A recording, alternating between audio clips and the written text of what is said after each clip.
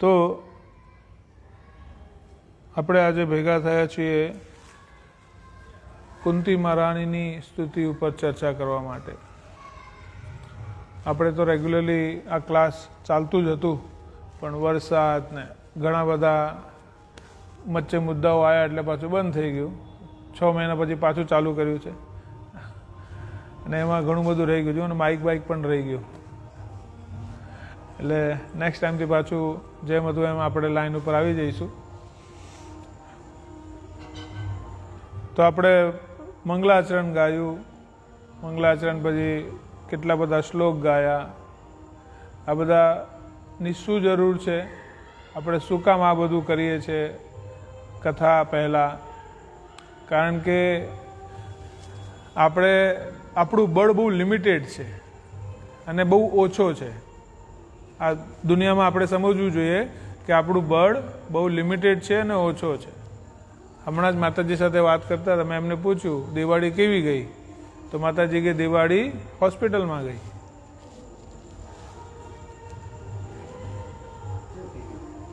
તો નાનું અમથું જીવાણું છે જે દેખાતું નથી, પણ આપણે દિવાળી બગાડી દે. તો જો આપણે નાનું અમથા જીવાણુની સામે હારી જઈએ છીએ તો પછી બાકી શું વાત? એટલે આપણી ક્ષમતાઓ લિમિટેડ છે, આપણા ધ્યાન લિમિટેડ છે. એટલે આપણે આ બધાને આહ્વાન કરીએ છીએ, આપણા આચાર્યોને આહ્વાન કરીએ છીએ, આપણા ભગવાનને આહ્વાન કરીએ છીએ કે હે પ્રભુ, આપ જ અમને મદદ કરો કે અમે સારી રીતે ભક્તિ કરી શકીએ. તો આજે આપણે કુંતી મહારાણીની ચર્ચા કરીએ, સમજીએ કે કુંતી મહારાણીએ જે સ્તુતિ કરી છે એમાંથી આપણે થોડું ઘણું જ આજે આપણે લઈ શકીશું, પણ જેટલું લઈએ એટલું પ્રયાસ કરીશું કે આપણે એમાં સમજવાનો પ્રયાસ કરીએ કે માતા શું કહેવા માંગે છે પોતાની સ્તુતિમાં. તો કુંતી મહારાણી કોણ છે? કુંતી મહારાણી, એમનું પહેલું નામ પૃથા હતું. શું હતું? પૃથા. અને એમના પિતાજી કોણ હતા? સુરસેન મહારાજ. સુરસેન મહારાજના 5 પુત્રી ને 5 પુત્ર હતા. એમાંથી એક મોટી પુત્રી હતી પૃથા માતા, અને એમના ભાઈ કોણ હતા? વસુદેવ. અને વસુદેવના પુત્ર કોણ છે? ભગવાન શ્રી કૃષ્ણ, જે મનુષ્યની જેમ લીલા કરવા દ્વાપરમાં પ્રગટ થયા. અને શું કામ પ્રગટ થયા છે ભગવાન? ભક્તોને આનંદ આપવા માટે, ભક્તોની રક્ષા માટે. જ્યાં આનંદ આપવાનો હતો ત્યાં આનંદ આપ્યો, જ્યાં રક્ષા કરવી હતી ત્યાં રક્ષા કરી. દિવાળીમાં આપણે વૃંદાવનમાં હતા, આપણે પણ ભગવાને જે આનંદ કર્યો ત્યાં અમે પણ આનંદ કર્યો. અને જોયું આપણે કે જ્યાં ભગવાન આનંદ કરે છે ત્યાં સ્વાભાવિક આપણને આનંદ આવે છે. શોધવાની જરૂર નથી પડતી. બસ થોડું કીર્તન ચાલુ થયું એટલે બધા ઓટોમેટિક નાચવા માંડે છે. થાય છે ને? એટલે ભગવાને જે પૃથ્વી પર અવતરણ લીધું એના ઘણા બધા કારણ છે. એમાંથી 2 મુખ્ય કારણ છે, ઘણા ભક્તોની રક્ષા માટે અને ઘણા ભક્તોને આનંદ પ્રદાન કરવા માટે. વૃંદાવનમાં તો આનંદ જ આનંદ છે. 84 કોષ જે છે વ્રજ, એમાં આનંદ જ આનંદ છે, કારણ કે ત્યાં ભગવાને બધાને આનંદ જ આપ્યું છે. પણ કુંતી માતા અને પાંડવ પરિવાર જે છે એની ભગવાને રક્ષા કરી છે. આપણે જોઈએ છે મહાભારતમાં કે ઘણી બધી એવી સ્થિતિઓ હતી જ્યાં ભગવાને સ્પેશિયલ રક્ષા કરી. તો કુંતી માતા જે છે એ સુરસેન મહારાજની પુત્રી છે, અને સુરસેન મહારાજના જે ભાઈ છે કુંતી ભોજ, એમને કોઈ પુત્રી કે પુત્ર નહોતા, કોઈ સંતાન નથી. તો સુરસેન મહારાજે એમને પોતાની પુત્રી આપી દીધી, અને એવી જ રીતે કુંતી ભોજની પુત્રી કુંતી કહેવામાં આવી.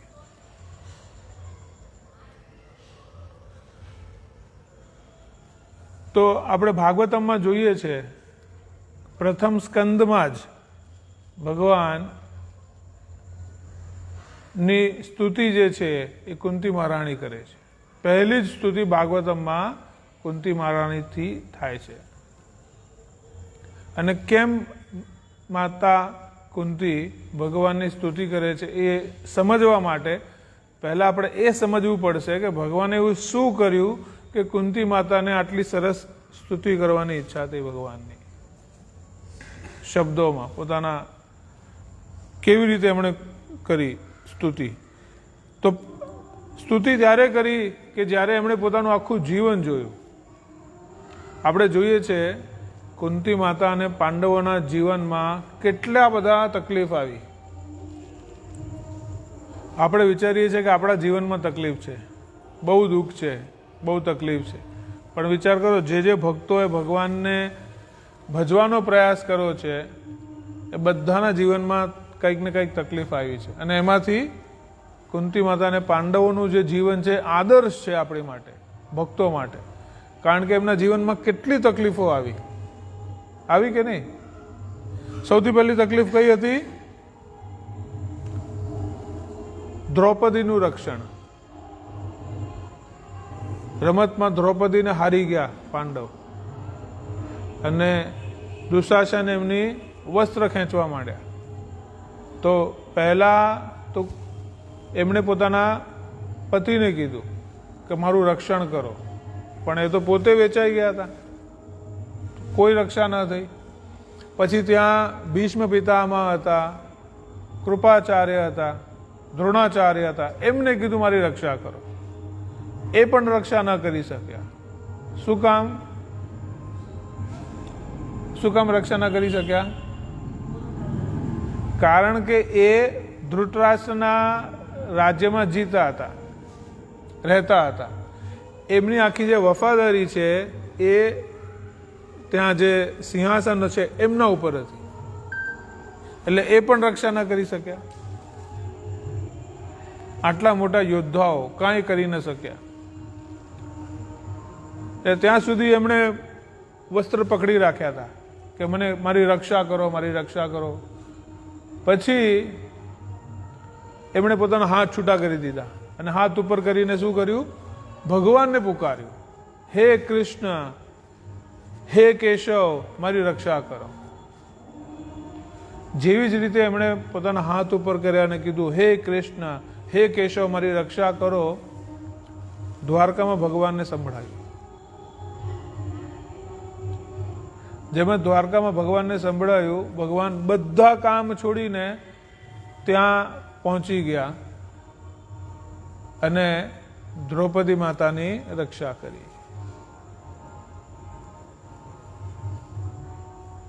તો આમાંથી આપણને શું શીખવા મળે છે? આમાંથી આપણને પહેલી વસ્તુ એ શીખવા મળે છે કે આપણે પ્રાર્થના તો કરવી પડશે. એમ નહીં કે પ્રભુ તમને તો બધી ખબર છે, મને શું જરૂર છે. એટલે પ્રાર્થના કરવાની તસદી તો લેવી જ પડશે. જો પ્રાર્થના નહીં કરીએ તો ભગવાનને કેવી રીતે ખબર પડશે કે આપણને શું જરૂર છે? આમ તો ભગવાનને ખબર જ છે.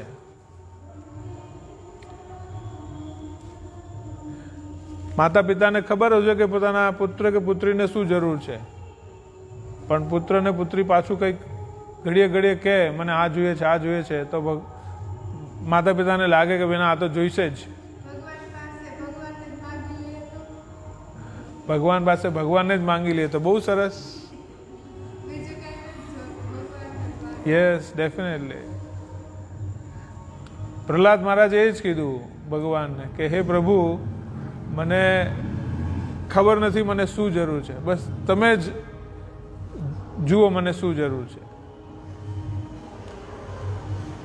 તો માતાજીનો બહુ ઉચ્ચ વિચાર છે કે ભગવાનને જ માંગી લઈએ તો બાકી ભગવાનની સાથે બધું આવી જશે. છે કે નહીં? બિલકુલ. બીજો કાંઈ વસ્તુની પછી જરૂર નહીં પડે, કારણ કે ભગવાનની સાથે બધું જ આપણને મળી શકે છે. વિચાર સારો છે, પણ પછી જ્યારે માંગવાની વાત આવે ને ત્યારે આપણે ભૂલી જઈએ છીએ ભગવાનને. પછી આપણું લિસ્ટ કાઢીએ છીએ. કોઈ ઘર માંગે, કોઈ ગાડી માંગે, કોઈ કંઈક માંગે, કોઈ સારા માર્ક્સ માંગે, પાસ થઈ જાઉં, મને જોબ મળી જાય, આવી બધી વસ્તુઓ આપણે માંગીએ છીએ. તો આપણે જોઈએ છે કે રમતમાં દ્રૌપદીને હારી ગયા અને પછી ભગવાને રક્ષા કરી. પછી જ્યારે લાક્ષાગૃહમાં પાંડવો ગયા, માતા કુંતી પણ ત્યાં ગઈ અને જોયું કે આ તો આખું લાક્ષાગૃહ છે, એક દિવસ અડી લાગે તો બધું બળી હશે. પણ દુર્યોધન કહે છે કે મેં આપની માટે સ્પેશિયલ બનાવ્યું છે, આપ રહો આની અંદર. એમના માનને માન રાખીએ ત્યાં રહ્યા તો ખરા. ત્યાં ભગવાને એમને સંદેશ મોકલ્યો. કોના થ્રુ? વિદુર થ્રુ. વિદુરે શું કીધું એમને? મહાભારતમાં લખેલું છે. વિદુરે કીધું, વિદુર પણ ડાયરેક્ટ તો ન કહી શકે એમને.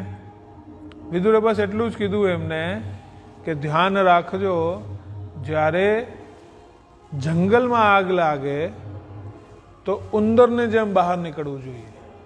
શું કીધું? જ્યારે જંગલમાં આગ લાગે તો ઉંદરની જેમ બહાર નીકળવાનું તમારે શીખવું પડશે. તો જ્યારે આ વાત એમણે કરી ત્યારે પાંડવોને કંઈ ખબર ના પડી. બસ એટલું યાદ રહ્યું કે આ શું કીધું એમણે.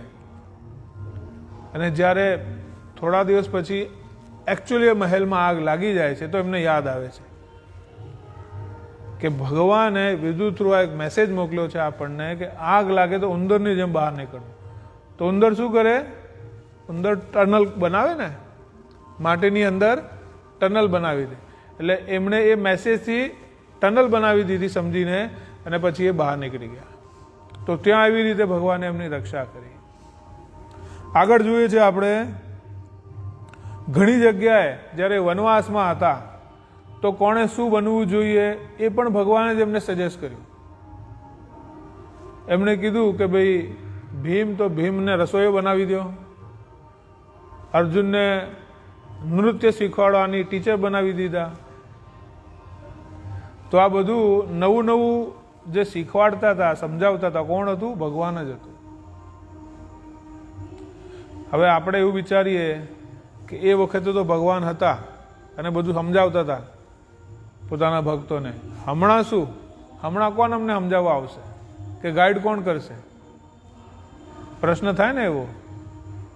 તો એની માટે એનો સિમ્પલ સોલ્યુશન એ છે કે ભગવાન તો આપણી અંદર બિરાજમાન છે, પણ ભગવાન આપણી સાથે વાત ત્યારે કરશે જ્યારે આપણે ભગવાનનું સાંભળીશું, સમજીશું. અને ભગવાનનું સમજવાનું ને સાંભળવું હોય તો શું કરવાનું? ભગવાન જે બોલ્યા છે એ વાંચવું પડે. ભગવાન શું બોલ્યા છે? ભગવદ્ ગીતા બોલ્યા છે. તો ભગવદ્ ગીતા વાંચીશું તો અંદરથી ભગવાન આપણી સાથે વાત કરી શકશે. કારણ કે ભગવાનની અમૃતમય વાણી આપણે વાંચવાનો પ્રયાસ કરી રહ્યા છીએ. એટલે આવી રીતે વનવાસમાં એમની રક્ષા કરી. પછી દુર્વાસા મુનિથી શ્રાપની રક્ષા કરી છે કે નહીં? દુર્યોધને મોકલ્યા દુર્વાસા મુનિને. દુર્વાસા મુનિએ પૂછ્યું એમને કે ભાઈ તમે મારું આટલું સારું આતિથ્ય કરું તો બોલો શું વરદાન જોઈએ? તો દુર્યોધનને માંગવું જોઈતું કોઈ સારો વરદાન. તો એમણે કીધું ના, મારા મોટા ભાઈ છે યુધિષ્ઠિર, ત્યાં તમે એની જોઈને આતિથ્ય સ્વીકાર કરો, એ મને વરદાન જોઈએ છે. પહોંચી ગયા દુર્વાસા મુનિ જંગલમાં, જ્યાં યુધિષ્ઠિર મહારાજ ને પાંડવો બધા રહેતા હતા. અને જેમ જ સામેથી જોયા, યુધિષ્ઠિર મહારાજે વિચાર્યું કે અમે તો જમી લીધું, હવે ફટાફટ જઈને દ્રૌપદીને કહીએ કે ભાઈ આ જમવા આવ્યા છે આમના 10,000 શિષ્યો સાથે. દ્રૌપદી કે મેં પણ જમી લીધું અને જે અક્ષય પાત્ર છે એ તો ખાલી થઈ ગયું, હવે સાંજે સવારનો ટાઈમ તો પૂરો થઈ ગયો. આ આખી સિચ્યુએશન ભગવાનને ખબર પડે છે અને અચાનક ભગવાન ત્યાં પ્રગટ થઈ જાય છે. અને એ વખતે દ્રૌપદી પાછા ભગવાનને યાદ કરે છે અને ભગવાન પ્રગટ થાય છે. એટલે જ્યારે જ્યારે ભક્તો ઉપર સંકટ આવે છે તો ભક્તો પહેલા ભગવાનને યાદ કરે છે, પછી ભગવાન પહોંચે છે. એટલે આપણે ધ્યાન રાખવું જોઈએ કે આપણને આપણી ઉપર પણ જ્યારે સંકટ આવે તો આપણે શું કરવાનું છે? આપણે શું કરવાનું છે? ભગવાનને યાદ કરવાના છે. અને ભગવાનને યાદ કરવાનો સરળ રસ્તો શું છે? હરે કૃષ્ણ કૃષ્ણ કૃષ્ણ હરે હરે, હરે રામ રામ રામ. તો આવી રીતે ભગવાન પહોંચી ગયા દ્રૌપદી પાસે અને દ્રૌપદીએ આખો પ્રોબ્લેમ સંભળાવ્યો એમને. દુર્વાસા મુનિ નાહવા ગયા છે 10,000 શિષ્યો સાથે, હવે આવશે અડધો કલાકમાં અહીંયા, ત્યાં સુધી આ 10,000 લોકોની સાથે માટે હું શું કરું? ભગવાન કહે છે અક્ષય પાત્ર તો ખોલો. કે કાંઈ નથી. એટલે ખોલો તો ખરા. તો ખોલે છે અને એમાંથી એક નાનકડી શાકનો ટુકડો મળે છે ભગવાનને કે રહેવા, મને પણ ભૂખ લાગી છે. દ્રૌપદી માતા કે પહેલા તો એ લોકોનું કંઈ સોલ્યુશન નથી, તમે કહો છો મને ભૂખ લાગી છે. કે ના ના મને જોવા દો. તો અક્ષય પાત્રમાંથી એક નાનકડો શાકનો ટુકડો જે બચ્યો હતો એ ભગવાન આરોગે છે અને જેમ જ ભગવાન એ ટુકડો આરોગે છે બધા બ્રહ્માંડમાં જેટલા લોકો છે બધા તૃપ્ત થઈ જાય છે. ખાલી 10,000 શિષ્યો અને દુર્વાસા મુનિ નહીં, બધા જ લોકો તૃપ્ત થઈ જાય છે એ વખતે, એ સમયે. શું કામ? કારણ કે ભગવાન તૃપ્ત થઈ ગયા છે. અને અહીંયા આપણે સમજવાનું છે. પ્રભુપાદ પણ ભગવદ્ ગીતામાં કહે છે કે આપણે અલગ અલગ જગ્યાએ દોડવાની જરૂર નથી. જો આપણે ફક્ત ભગવાનને પ્રસન્ન કરીશું તો બધા પ્રસન્ન થઈ જશે, પછી બીજા કોઈને પ્રસન્ન કરવાની જરૂર પડશે નહીં. જે અહીંયા દેખાય છે, દ્રૌપદી માતાએ ફક્ત ભગવાનને પ્રસન્ન કર્યા, બાકી બધાને ઓટોમેટિક તૃપ્તિ મળી ગઈ. તો આપણે જોઈએ છે કે જેમ જ ભગવાન પ્રસન્ન થયા તો દુર્વાસા મુનિની તો ડકાર આવવા માંડી. જમ્યા પછી શું થાય? ઓડકાર આવે. તો બધા શિષ્યોને ઓડકાર આવે, આમને ઓડકાર આવે. અરે રે, અમે તો નાહવા ગયા હતા ને ઓડકાર આવે છે. અને સામેથી યુધિષ્ઠિર મહારાજ બોલાવે છે કે હાલો હાલો ઘરે જમવા. એક નહીં, અહીંયા જો જઈશું અને ખાઈએ નહીં તો પાછા આ લોકો અમને શ્રાપ આપશે, એટલે ભાગો અહીંથી.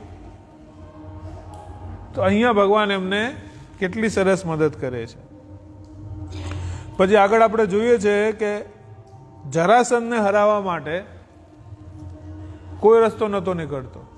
ભીમ જેટલો એની સાથે લડે, એમના 2 ટુકડા કરે ને તોય પાછા આવી જાય.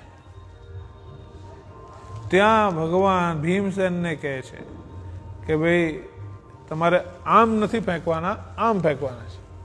અને એના પિતાના ખોળામાં જઈને પડે ને એવું જોઈએ.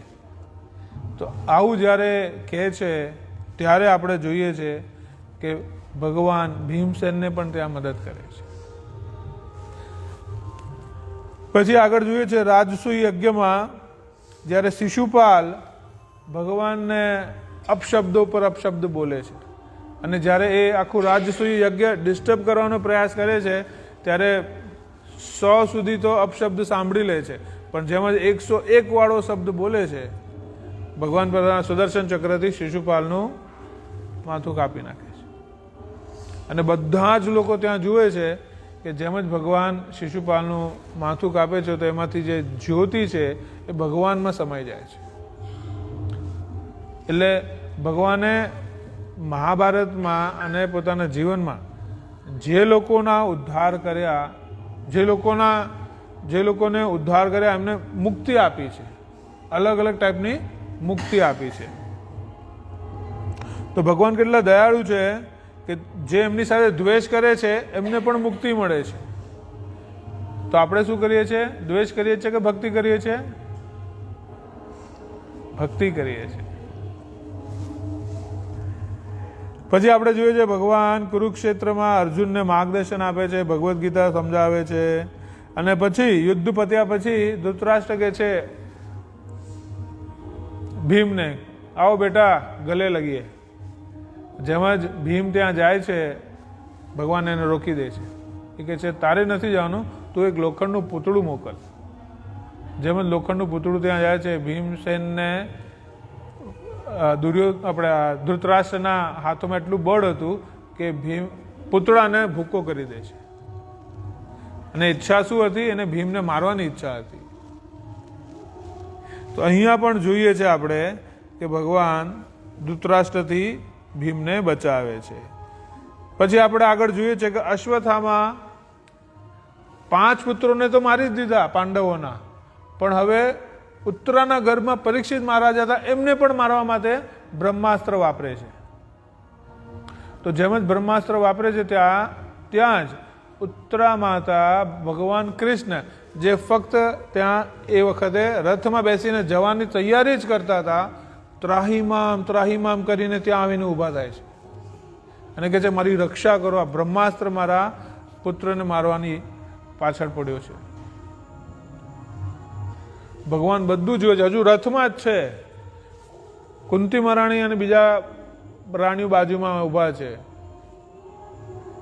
ભગવાન ત્યાં રથમાં ઊભા સૂક્ષ્મ રૂપ લઈને બ્રહ્માસ્ત્રમાંથી પરીક્ષિતની રક્ષા કરે છે. વિચાર કરો, આપણે પરીક્ષિત મહારાજને ગર્ભમાં જ ભગવાનના દર્શન થઈ ગયા, હજુ તો જન્મ નથી થયો. કેટલું મોટું સૌભાગ્ય છે. ત્યાં પરીક્ષિત મહારાજે કોઈ પ્રાર્થના કરી હતી કે મને દર્શન કરવા છે? કોઈ પ્રાર્થના કરી હતી? નહીં. કોઈ તપસ્યા કરી હતી? નહીં. તો પણ ભગવાનના દર્શન થઈ ગયા ને. એનાથી આપણને એક વસ્તુ બીજી એક આમાં સમજવા મળે છે કે ભગવાનના દર્શન તો ભગવાનની મરજીથી જ થાય છે. આપણે હંમેશા જેટલી પણ માળા કરીએ, સાધના કરીએ, એ બધું ભગવાન જુએ છે, પણ દર્શન તો એમની મરજીથી જ થશે. એટલે ભગવાનને આપણે કંઈ માંગવાની જરૂર નથી, બસ એમને પ્રસન્ન કરવાનો પ્રયાસ કરવાનો છે.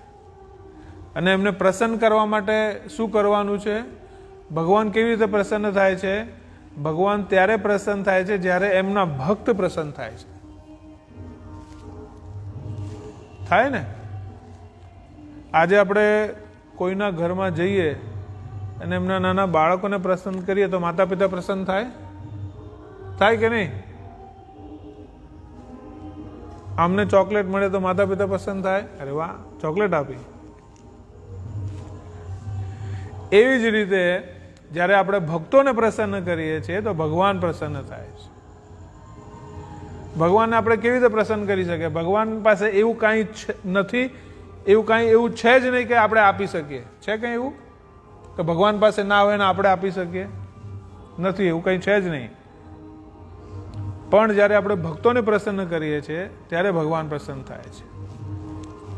તો આપણે પ્રયાસ કરવો જોઈએ કે આપણે હંમેશા ભક્તોને પ્રસન્ન રાખીએ. એવું કાંઈ કાર્ય ન કરીએ કે જેમાં ભક્તો દુઃખી થાય. કારણ કે જો ભક્તો દુઃખી થશે તો કોને કમ્પ્લેન કરશે? ભગવાનને કમ્પ્લેન કરશે. મોંથી નહીં કરે પણ મનથી તો કરશે જ કે મને બહુ હેરાન કરે છે. એ તો બધું સાંભળે જ છે, કોણ કોને હેરાન કરે છે.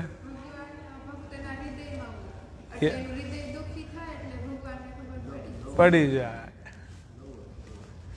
તો આવી રીતે ભગવાન પરીક્ષિત મહારાજને પણ રક્ષણ પૂરું પાડે છે ગર્ભની અંદર. તો આપણે કુંતી મહારાણી બધું જુએ છે કે ભગવાન અહીંયા રથમાં ઊભા છે પણ ઉત્તરાના ગર્ભમાં જઈને પરીક્ષિત મહારાજની રક્ષણ કર્યું છે. અને એ જોઈને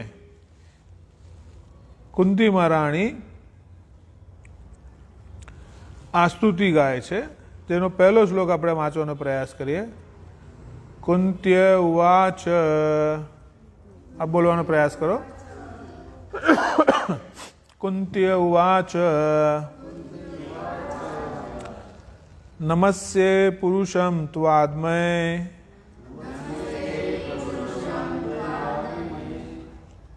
મૌશ્વરમ પ્રકૃતે પરમ મીશ્વરમ પ્રકૃતે પરમ અલક્ષ્યમ સર્વભૂતાનામ તર્બહિર્વિસ્થિતમ તર્બહિર્વસ્થિતમ. અનુભાવાર્થ થાય છે. કુંતી મહારાણી કહે છે, હે કૃષ્ણ, હું આપને પ્રણામ કરું છું, કારણ કે આપ બધાના જ મૂળ છો અને ભૌતિક જગતના 3 ગુણોથી પ્રભાવિત નથી. આપ દરેક વસ્તુઓની અંદર અને બહાર છો, છતાં આપ બધાની માટે અદ્રશ્ય છો. આ પહેલા શ્લોકમાં કુંતી મહારાણી કહે છે કે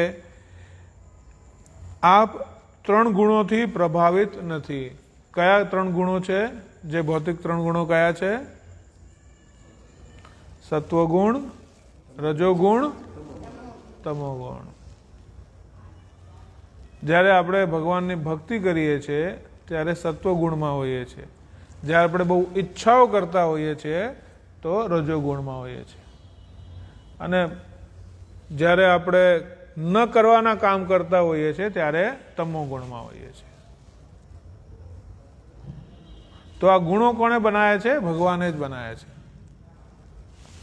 કુંતી મહારાણી અહીંયા કહી રહ્યા છે કે આપ આ 3 ગુણોથી ઉપર છો, એનાથી પ્રભાવિત થતા નથી. બાકી દેવી દેવતાઓ પણ આ 3 ગુણોથી પ્રભાવિત થાય છે.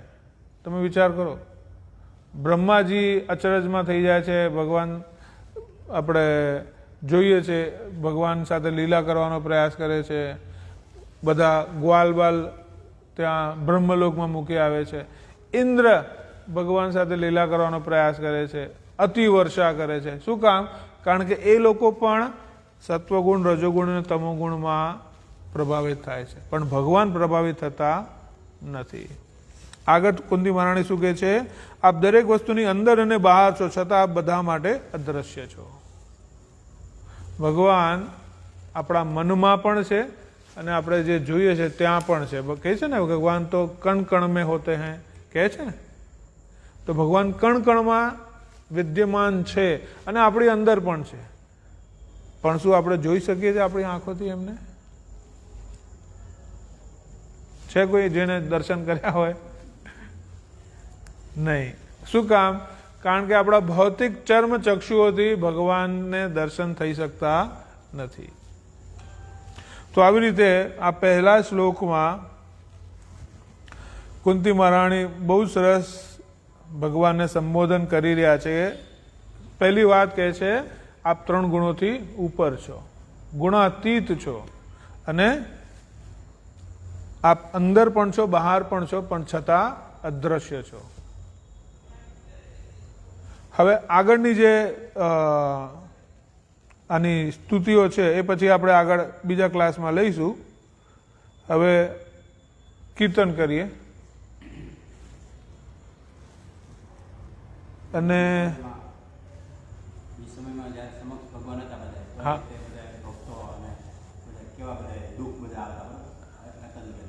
આ સમયે આપણને મનુષ્ય અવતાર છે, બરાબર. આ સમયમાં આપણા પ્રભુપાદ ઇસ્કોન ભગવાનને સાક્ષાત લઈને આવે, બરાબર. તો આપણી સમક્ષ અત્યારે વિગ્રહમાં છે, પછી ભક્તોમાં છે, કીર્તનમાં છે, અને છેલ્લે કહી ગયા છે કે શ્રીમદ ભાગવત કથા મારી જ્યાં કથા હોય છે સત્સંગી મિલને કા બહાના है. બિલકુલ સમક્ષ આપણે પાસે દર્શન આપે છે. આ એટલું કરીએ. બિલકુલ બિલકુલ. પ્રભુજી બહુ સરસ કીધું કે ભગવાન જ્યાં જ્યાં સત્સંગ થાય છે, કીર્તન થાય છે ત્યાં બિલકુલ બિલકુલ પાંડવો જે દુઃખ જોયું છે એની સામે આપણું દુઃખ તો કાંઈ નથી. એટલે આપણે બધા સૌભાગ્યશાળી છે કે ભાઈ આપણને કોઈ દેખાય એવું દુઃખ નથી, પણ આપણને ભક્તિ મળે છે, ભક્તોનો સંગ મળે છે, બધું જ મળે છે. તો આપણે એનો લાભ લેવો જોઈએ અને ભક્તિ કરતા રહેવી જોઈએ. તો આપણે 5-10 મિનિટ કીર્તન કરીએ અને આજનો ક્લાસ પૂરો કરીએ.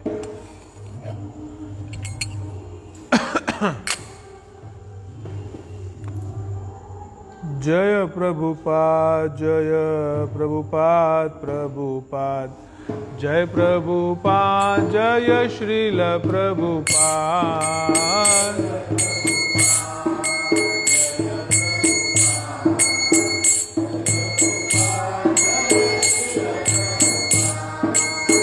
जय प्रभुपाद, जय प्रभुपाद, प्रभुपाद, जय प्रभुपाद, जय श्रील प्रभुपाद.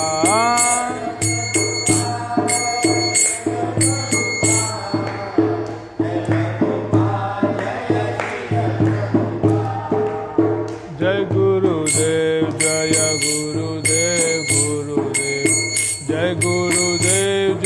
श्रील गुरुदेव।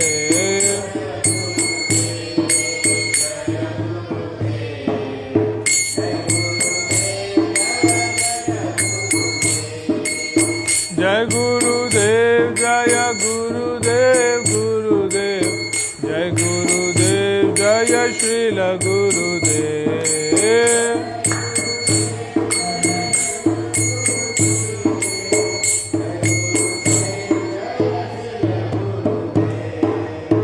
जय गुरुदेव जय गुरुदेव गुरुदेव जय गुरुदेव जय श्रील गुरुदेव।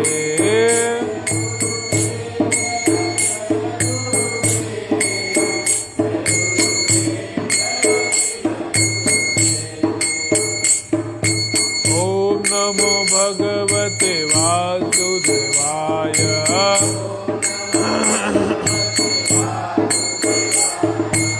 ओम नमो भगवते वासुदेवाय।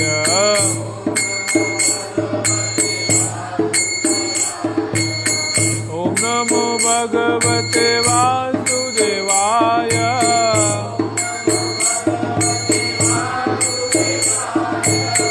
ओम नमो भगवते वासुदेवाय।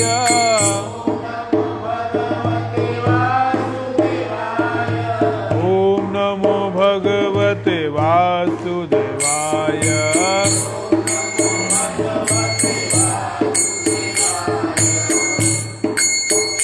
गोविंद हरि गोपाल हरे।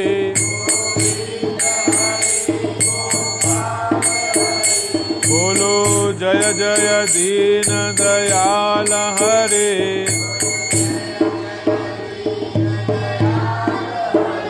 बोलो जय जय दीन दयाल हरे।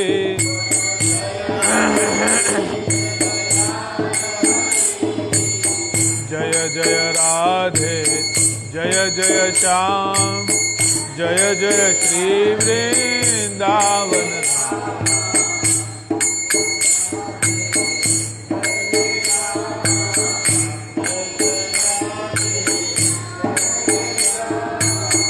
शांति सांभळो पहला एक वक्त।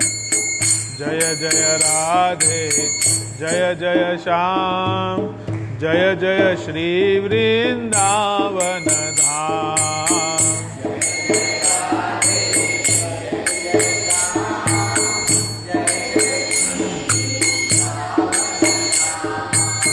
जय जय राधे जय जय श्याम जय जय श्री वृंदावन धाम।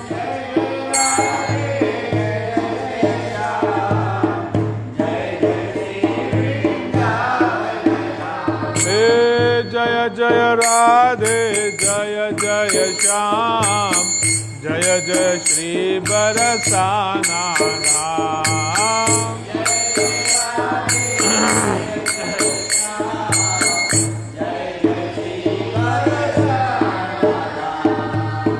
जय जय राधे जय जय श्याम जय जय श्री गोकुल धाम।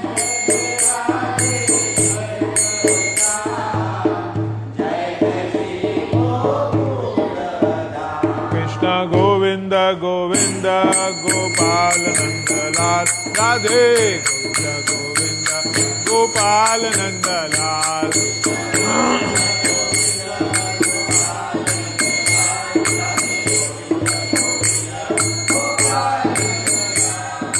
गोविंद गोविंद गोपाल नंदलाल राधे गोविंद गोविंद गोपाल नंदलाल।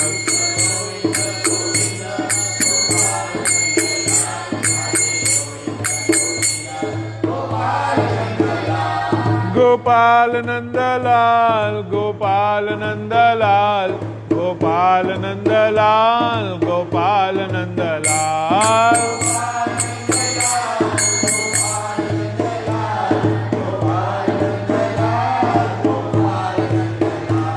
गोपाल नंदलाल गोपाल नंदलाल गोपाल गोपाल नंदलाल गोपाल नंदलाल।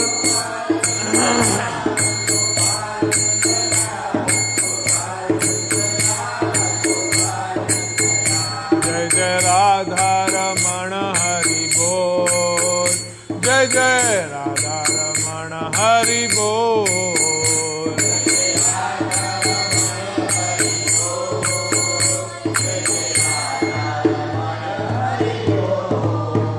जय जय राधा मदन मोहन हरि बोल, जय जय राधा मदन मोहन हरि बोल।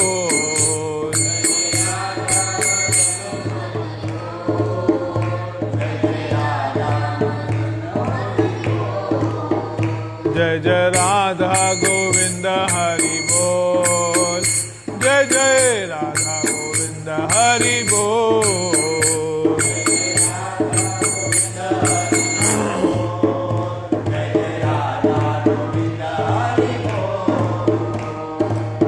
वृंदावन में राधे कृष्णा, गोवर्धन में राधे कृष्णा।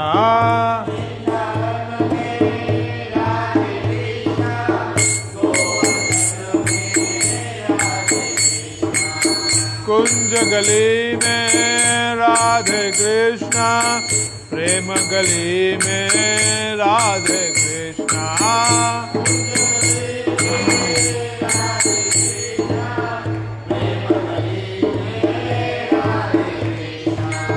गोकुल में भी राधे कृष्णा, मथुरा में भी राधे कृष्णा।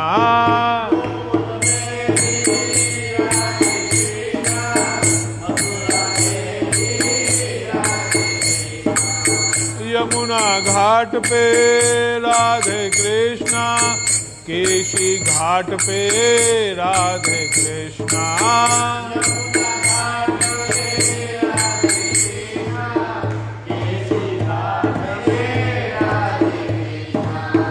मायापुरी में राधे कृष्णा, अयोध्यापुरी में राधे कृष्णा।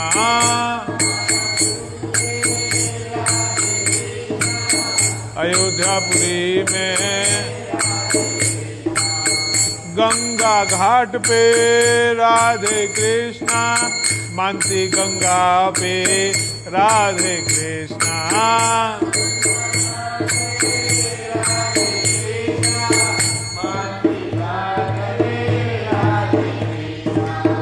काशी में भी राधे कृष्णा, जगन्नाथपुरी में राधे कृष्णा।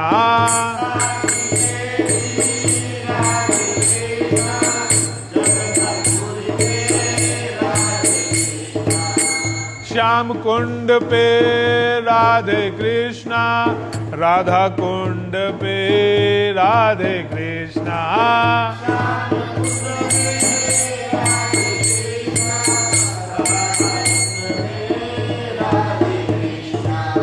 भावनगर में राधे कृष्णा, चैतन्य विला में राधे कृष्णा।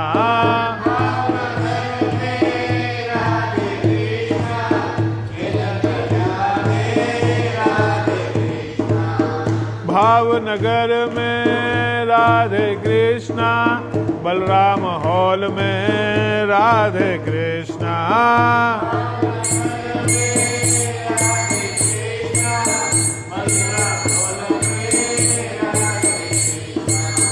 आपके घर में राधे कृष्णा, हम सबके घर में राधे कृष्णा।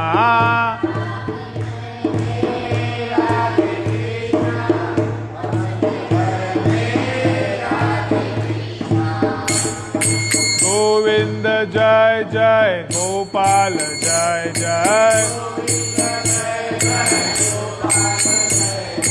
गोविंद जय जय, गोपाल जय जय। गोविंद जय जय, गोपाल जय जय। गोविंद जय जय गोपाल जय जय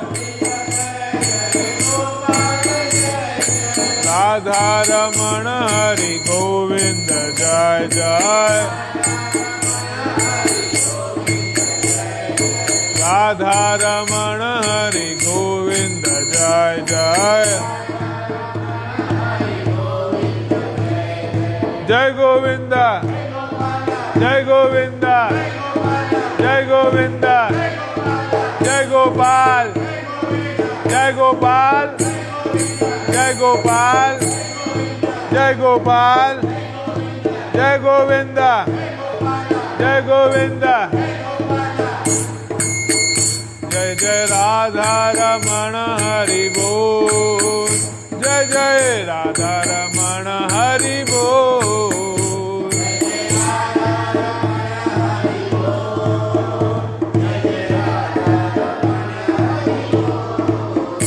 जय जय राधा दामोदर हरि बोल जय जय राधा दामोदर हरि बोल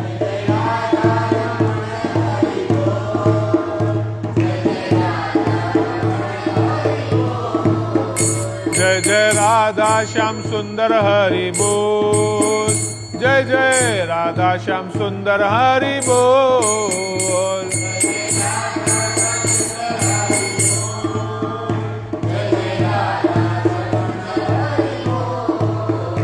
जय जय राधा गोकुलानंद हरि बोल जय जय राधा गोकुलानंद हरि बोल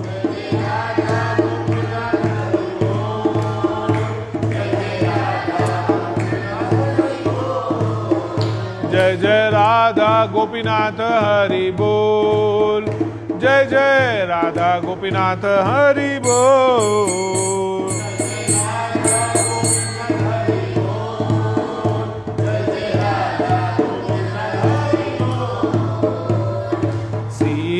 सीताराम सीताराम सीताराम जय सीताराम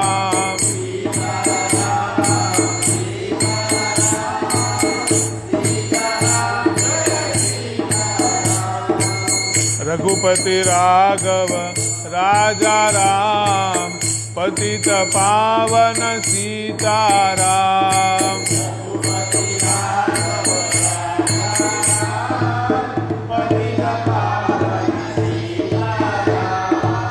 सीताराम जय सीताराम भजले मन तू सीताराम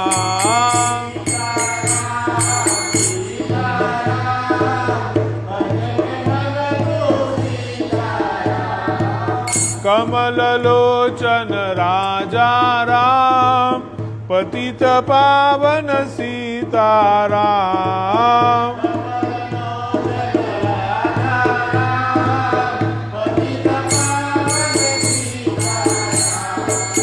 दशरथ नंदन राजा राम पतित पावन सीताराम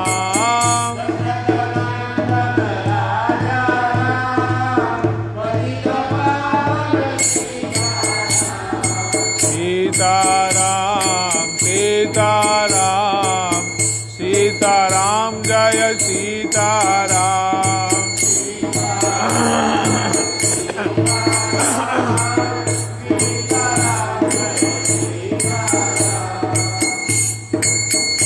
जय जगन्नाथ जय जगन्नाथ जगन्नाथ स्वामी जगन्नाथ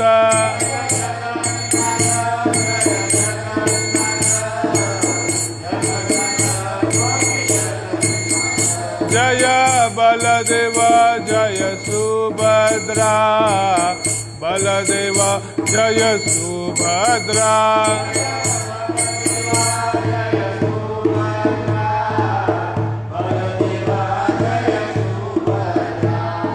जगन्नाथ स्वामी नयन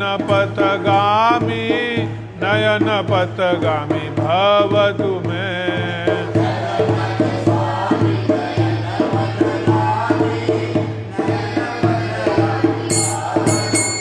जय गौरनिताय जय गौरनिताय पतित पावन गौरनिताय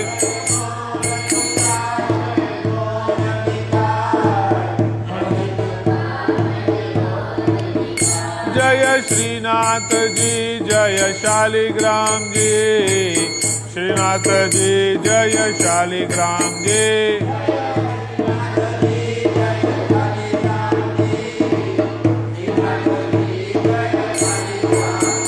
जय सीताराम लक्ष्मण भक्त हनुमान सीताराम लक्ष्मण भक्त हनुमान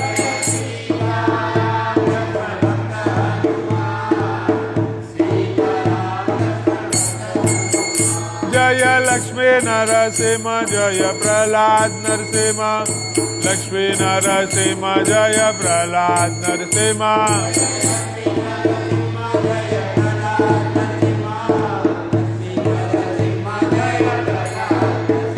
जय जय प्रभुपाद प्रभुपाद प्रभुपाद जय जय प्रभुपाद